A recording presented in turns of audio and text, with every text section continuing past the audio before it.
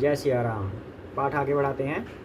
जय सिया राम, जय सिया राम, जय सिया राम, जय सिया राम, जय सिया राम, जय सिया राम, जय सिया राम, जय सिया राम, जय सिया राम, जय सिया राम, जय सिया राम, जय सिया राम। जय श्री कृष्ण चैतन्य प्रभु नित्यानंद श्री अद्वैत गदाधर शिव सादि गौर भक्त वृंद। हरे कृष्ण कृष्ण कृष्ण हरे हरे, हरे राम राम राम हरे हरे। श्री रामचंद्र रघुपुंग वै राजवर्य राजेंद्र राम रघुनायक राघवेश राजाधिराज रघुनंदन रामचंद्र दासो मध्यवत शरणागतो अस्मि। जय सिया राम।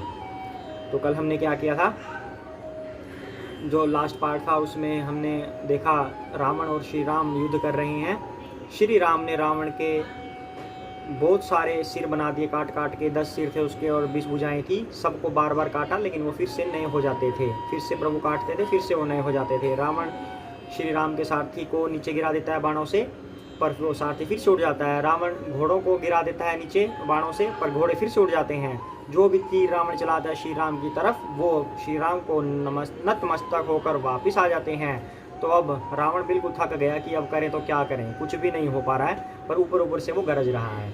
अब आगे करते हैं। जय सिया राम। जनु राहु केतु अनेक नभ पथ स्त्रवत सोनित धावहीं, रघुवीर तीर प्रचंड लागहीं, भूमि गिरन न पावहीं, एक एक सर सिर निकर छेदे नभ उड़त इमी सोहहीं, जनु कोपी दिनकर कर निकर जहाँ तहाँ विधुंदुत पोहहीं, विधुंतुद पोहहीं। मानो अनेकों राहु और केतु रुधिर बहाते हुए आकाश मार्ग से दौड़ रहे हों। अब जब श्री राम ने रावण के मस्तक काटे, बार बार काटे, उसके मस्तक के आर पार से तीर चला गया तो खून बह रहा था रावण के सिर से, और फिर भी वो उड़ रहा था, आकाश में उड़ रहा था इधर उधर, खून उड़ते उड़ते हुए भी। वही कह रहे हैं कि जैसे बहुत सारे राहु और केतु खून बहाते हुए आकाश मार्ग से दौड़ रहे हों, ऐसा लग रहा था। राक्षसी तो था रावण। तो श्री रघुवीर के प्रचंड बाणों के बार बार लगने से वे पृथ्वी पर गिरने नहीं पाते। एक एक बाण से समूह के समूह सिर छिदे हुए आकाश में उड़ते हुए ऐसे शोभा दे रही हैं मानो सूर्य की किरणें क्रोध करके जहां तहां राहुओं को पिरो रही हों। मतलब इस तरह का दृश्य हो रहा है। ना तो वो सिर गिर पा रहे हैं क्योंकि बाण ही इतने आ गए, कोई गिरे तो उसके ऊपर टपक जाए सिर, बाण के ऊपर ये बाण है, ये सिर है तो उसके ऊपर टपक जाए। सिर नीचे भी नहीं गिर रहे, ऊपरी ऊपर हवा में ही ऐसे इधर उधर घूम रहे हैं सिर, ऐसे ऐसे कभी इधर जा रहे हैं कभी उधर जा रहे हैं सिर। तो उसकी शोभा बता रहे हैं कि ऐसे लग रहे हैं सिर, और उसमें से रक्त बह रहा है। जिमी जिमी प्रभु हर तासु सिर, तिमी तिमी हो ही अपार, सेवत विषय विवर्ध जिमी नित नित नूतन मार। जैसे जैसे प्रभु उसके सिरों को काटते हैं वैसे ही वैसे वे अपार होते जाते हैं। जैसे विषयों का सेवन करने से काम यानी कि उन्हें भोगने की इच्छा दिन प्रतिदिन नया नया बढ़ता जाता है। क्या कह रहे हैं यहाँ पे?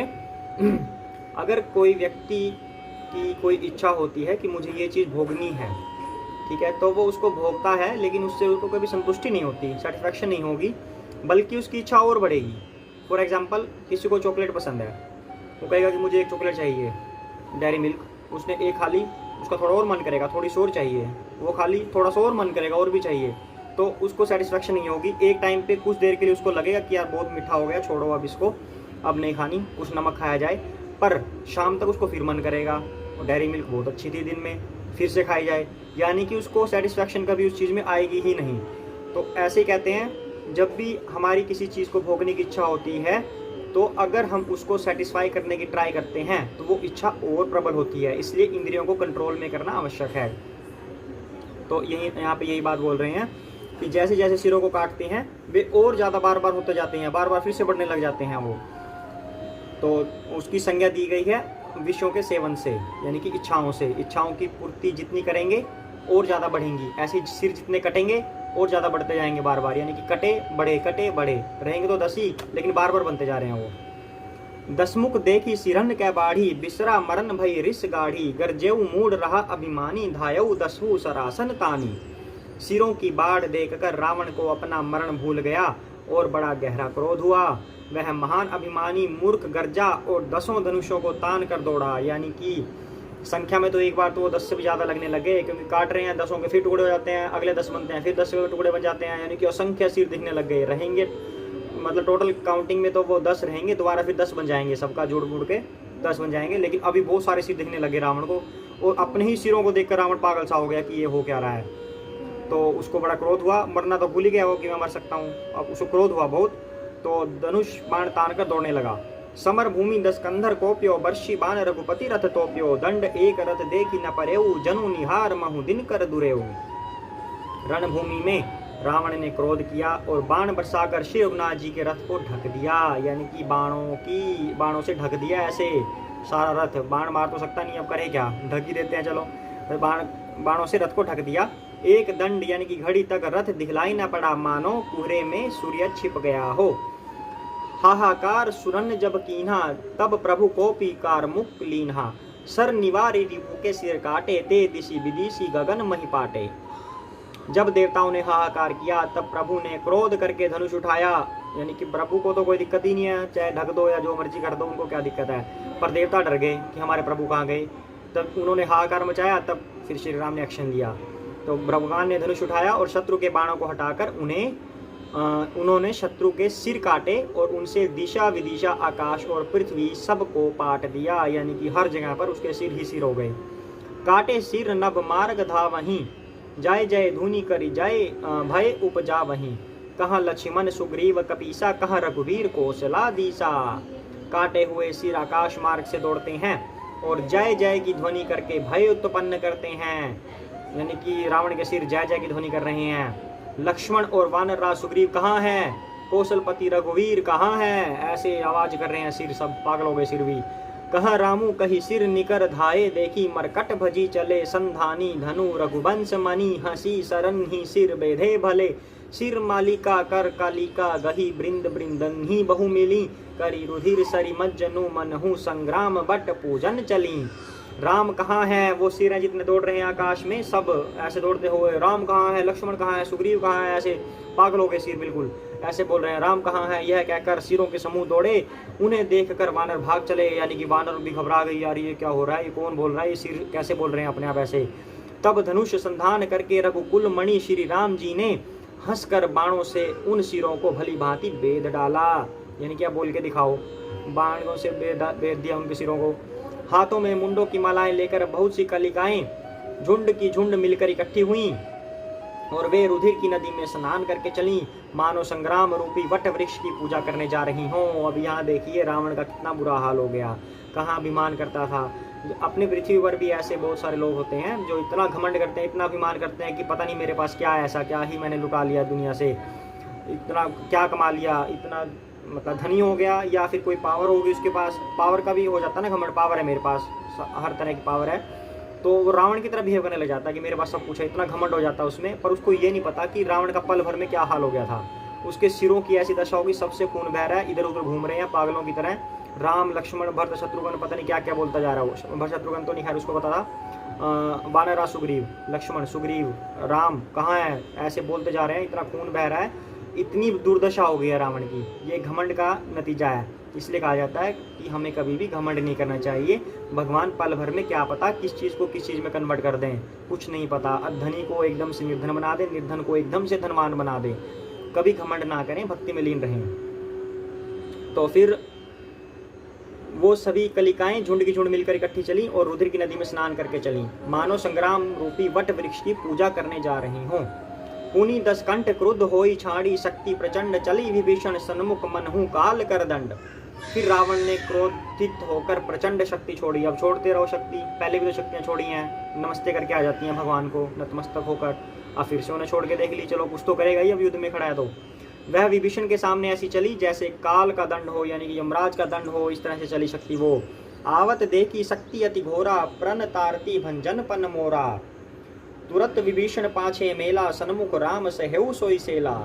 अत्यंत भयानक शक्ति को आती देख और यह विचार कर कि मेरा प्रण शरणागत के दुख का नाश करना है, श्री राम जी ने तुरंत ही विभीषण को पीछे कर लिया और सामने होकर वह शक्ति स्वयं सहन कर ली श्री राम जी ने। यानी कि श्री राम ने विभीषण को वचन दिया था कि मैं तुम्हें लंका का राजा बनाऊंगा। यह इसका मतलब यह है कि रावण का अंत तो निश्चित है ही, और विभीषण जब तक लंका के राजा नहीं बनते तब तक श्री राम के संरक्षण में हैं, उनको कुछ भी नहीं हो सकता। और रावण ने तो गुस्से में राम का तो कुछ कर नहीं पाया, विभीषण की तरफ शक्ति चला दी। तो अब श्री राम को वो अपना वचन स्मरण आया और उसकी जान बचाने के लिए खुद उस शक्ति के आगे आ गए और खुद पर वो सहन कर ली। लागी शक्ति मूर्छा कछु भई, प्रभु कृत खेल सुरन्न बिकलई। देखी विभीषण प्रभु श्रम पायो, गही गर कदा क्रुद्ध होई धायो। शक्ति लगने से उन्हें कुछ मूर्छा हो गई, कुछ हल्की सी दिखावे मात्र। प्रभु ने तो यह लीला की पर देवताओं को व्याकुलता हुई। अब क्या कह रहे हैं कि श्री रामचरितमानस में बोल रहे हैं कि ये प्रभु की लीला है। जो आम इंसान होते हैं, मूर्ख इंसान होते हैं, वो कह सकते हैं कि भगवान को कैसे मूर्छा हो रही है बार बार, ये भगवान की लीला है, भगवान को मूर्छा नहीं हो रही, भगवान ये करके दिखा रहे हैं क्योंकि मनुष्य रूप में अवतरित हुए हैं। वैसे तो देखा जाए रावण भी भगवान का भक्त ही है, पर एक शापवश उसको राक्षस के रूप में आना पड़ा। रावण को सब ज्ञात है, उसको वैसे ही विद्वान नहीं बोलते।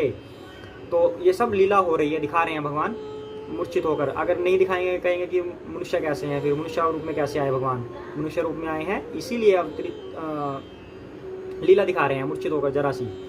तो प्रभु को शारीरिक कष्ट प्राप्त हुआ देखकर विभीषण क्रोधित हो हाथ में गदा लेकर दौड़े। यानी कि विभीषण गुस्सा आ गया कि मेरे प्रभु श्री राम को इसने ऐसे कर दिया, मूर्छित कर दिया, रावण ने, गुस्सा आ गया। रे कुभाग्य सठ मंद कुबुधई, तई सुर नर मुनि नाग विरुधई। सादर शिव कहूँ शीस चढ़ाए, एक एक के कोटिन पाए। और बोले, विभीषण बोले, अरे अभागे, मूर्ख नीच दुर्बुद्धि, तूने देवता मनुष्य मुनि नाग सभी से विरोध कर लिया। तूने आदर सहित शिव जी को सिर चढ़ाए, इसी से एक एक के बदले में करोड़ों पाए। यानी कि तूने जो इतने सिर चढ़ाए थे शिव जी को, उसके बदले करोड़ों सिर पा लिए तूने। ऐसा मतलब विभीषण को अब पूरा गुस्सा आ रहा है। आज के लिए इतना ही करते हैं, उसके बाद आगे देखते हैं क्या होता है। जय सिया राम, जय सिया राम, जय सिया राम, जय सिया राम, जय सिया राम, जय सिया राम, जय सिया राम, जय सिया राम, जय सिया राम, जय सिया राम, जय सिया राम, जय सिया राम। जय श्री कृष्ण चैतन्य प्रभु नित्यानंद, श्री अद्वैत गदाधर शिव सादि गौर भक्त वृंदा। हरे कृष्ण कृष्ण कृष्ण हरे हरे, हरे राम राम राम हरे हरे। जय सिया राम।